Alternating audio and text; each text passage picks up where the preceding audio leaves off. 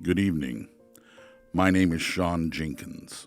Tonight, I'm going to share with you a story of my own about a young girl and her love for the forest and mushrooms. But before we begin, get comfortable. Close your eyes. Take a deep, cleansing breath in through your mouth and out through your nose. In through your mouth and out through your nose. Let your body relax and let go of the weight of the day. Keep breathing deeply. Let your head sink deeply into your pillow and listen to the story of Damian and the mushroom ring.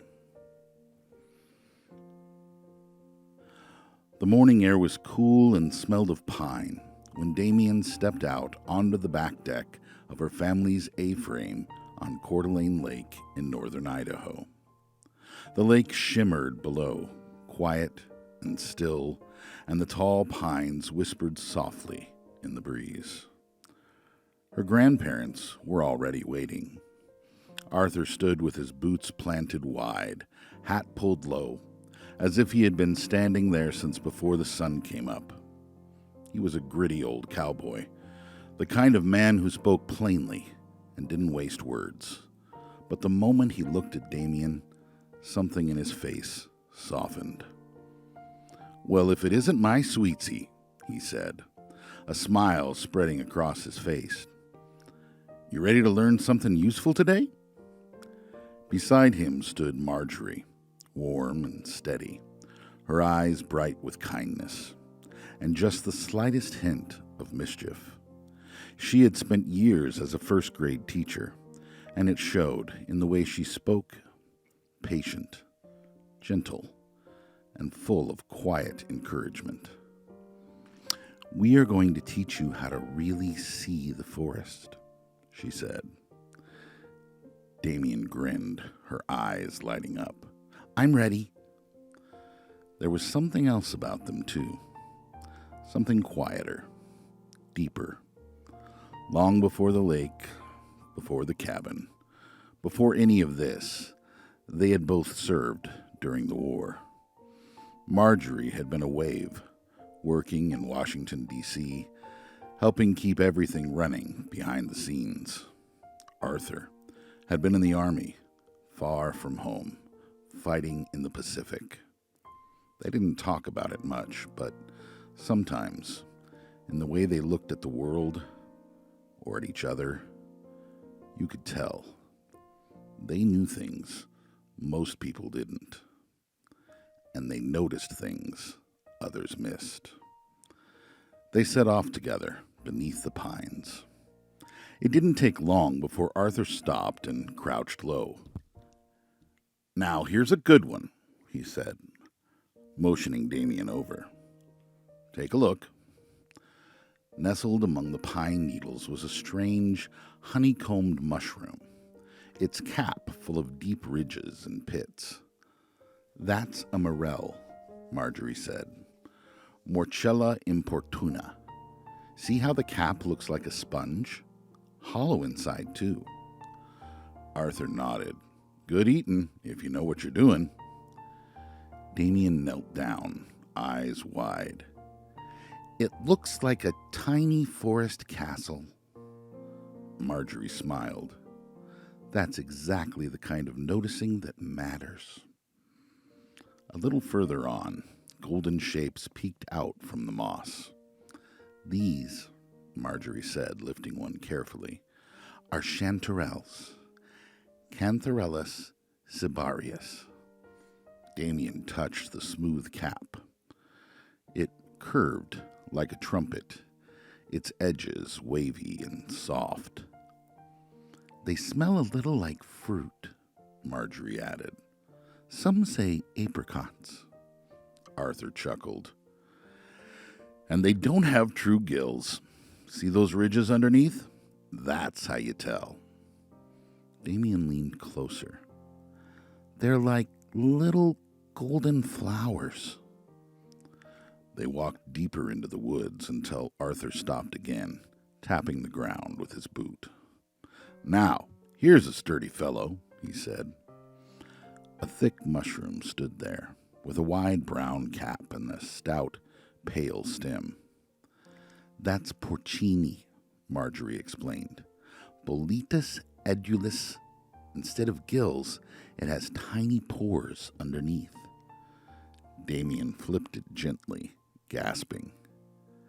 It looks like a sponge. Exactly, Arthur said. Strong, solid, dependable. Near a fallen log, something white caught Damian's eye. It looked like a puff of soft icicles spilling down the side of the wood. Oh, she said. What is that? Marjorie's face lit up. That's lion's mane. Hericium erinaceus.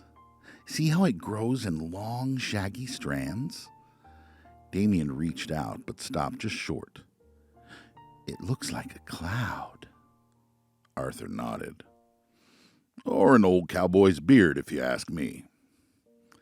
Then beneath a patch of leaves, Damian spotted something bright. Grandma, Grandpa, look!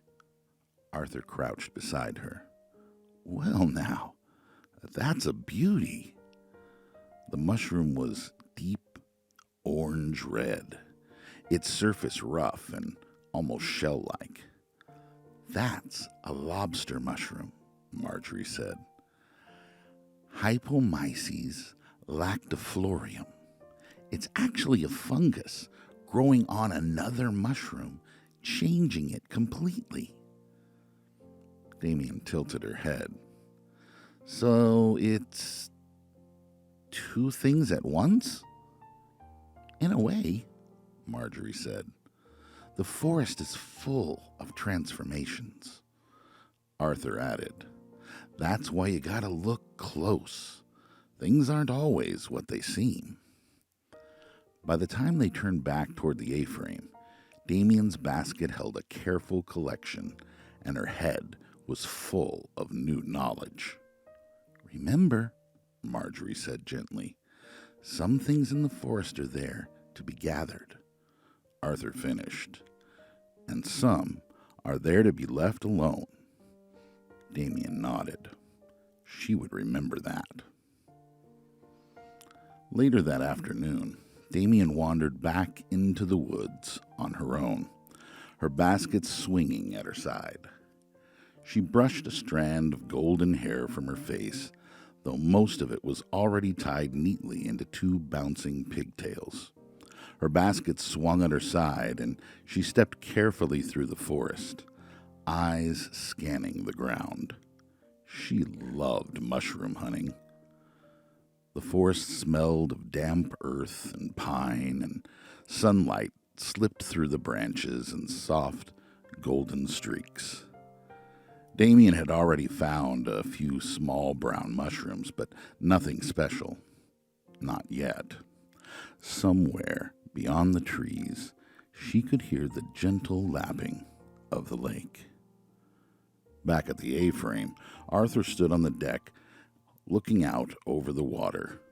His boots thudded softly against the wood as he shifted his weight. Sweetsy better not be wandering too far, he muttered, though there was a quiet fondness in his tone. Inside, Dennis and Arlene were speaking in low voices. Casey just fell asleep, Arlene whispered. Good, Dennis said. Let's keep it that way. Damian called her baby brother Jasper, though everyone else insisted on Casey. Out in the forest, Damian stopped. There, beneath a cluster of pine trees, stood a mushroom unlike any she had ever seen. Its cap was bright red, dotted with tiny white spots, like something painted in a storybook. a fly agaric. But that wasn't what made her stop. Around it, faintly glowing in the dim shadow of the forest trees, was a perfect circle of mushrooms. A ring. She stepped closer. The forest grew still. Even the distant sound of the lake faded. The air felt different here, quieter, as if the forest were holding its breath. "I wonder," she whispered. The moment her foot crossed into the ring, the world shifted. The ground tilted, the trees stretched upward, the world spun in brilliant colors, and the air shimmered like heat rising from the water. And before she could cry out, she was gone.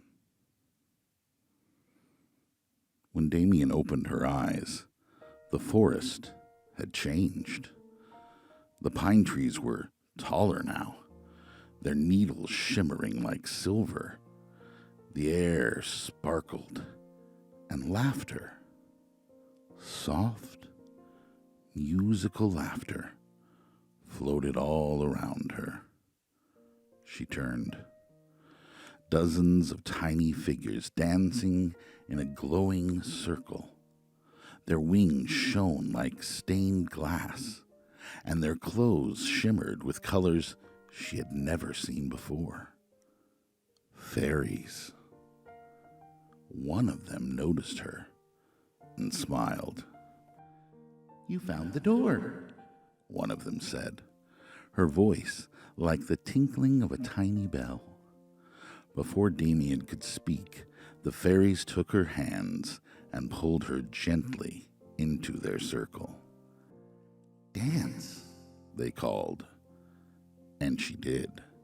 They spun and twirled beneath glowing lights that drifted like stars in the Milky Way. Time felt strange, like it stretched and folded. Damian laughed, her pigtails flying as she danced faster and faster, her feet barely touching the ground. For a moment, she forgot about everything else. Until the music slowed. The fairy, who had first spoken to her, stepped forward again. "You must go back now," she said gently. "But I just got here," Damian protested. The fairy smiled. "You will remember. That is enough." The circle brightened. The lights grew stronger. And suddenly, Damian was back in the forest. The ring of mushrooms stood quietly beneath the pine tree, as if nothing had happened. The red fly agaric looked ordinary now, still and silent. But her heart raced. She grabbed her basket and ran toward the A-frame. She burst through the door. "I went to the fairy world!" "Shh!" Arlene rushed over immediately. "Precious, Casey is sleeping." "His name is Jasper," Damian mumbled under her breath. From the next room came the soft, steady breathing of the baby. Dennis stood up quickly. "Easy there, Damo," he said, lowering his voice. "What's going on?" "There was a mushroom ring and a red one, and I stepped inside, and there we danced, and—" Arlene smiled gently, still keeping her voice low. "That sounds like quite an imagination, Precious." "It's true," Damian insisted, though she tried to whisper now. Dennis chuckled softly. "Quite the story, Damo." Arthur stepped in from the back deck, the screen door closing behind him with a quiet creak. "What's this all about, Sugar Plum?" he asked, his rough voice softening the moment he saw her. Damian ran to him. "Grandpa, it was real!" Arthur crouched down, brushing a pine needle from her sleeve. "Well now," he said, smiling, "that sounds like quite the adventure, sweetie." You believe me? She asked. He paused, then gave a small shrug. I believe you believe it, he said gently. Damian's shoulders sank just a little. No one believed her. No one except her grandmother. From her chair near the window, looking out over the lake, Marjorie leaned forward. A red mushroom? With white spots? She asked quietly. Damian nodded eagerly. And a ring? Yes! Marjorie smiled, slow and knowing. Well, she said, I suppose it's time I told you something. The room grew still. When I was a little girl, she said, I found a ring just like that, deep in the pine woods. I stepped inside, and I danced with them too. Damian's eyes widened. You did? Oh, yes, Marjorie said. And just like you, no one believed me either. Arthur leaned quietly against the wall now, his expression softer, more thoughtful than before. Marjorie reached out and took Damian's hand. But I believe you. Damian smiled. Arthur tipped his hat slightly and gave her shoulder a gentle squeeze. Long as you made it back safe, Sugar Plum, he said. Later that evening, as the sky turned pink over the lake, Arthur stepped out onto the back deck alone. The pine trees stood dark against the fading light. For a long moment, he said nothing. Then, almost without thinking, he reached up and tapped the brim of his hat toward the woods, just once, quiet and respectful, as if acknowledging something unseen. He lingered there a moment longer, then turned and went back inside. And somewhere, out among the tall pines, beneath the quiet sky above Coeur d'Alene Lake, the fly agaric mushroom stood, waiting.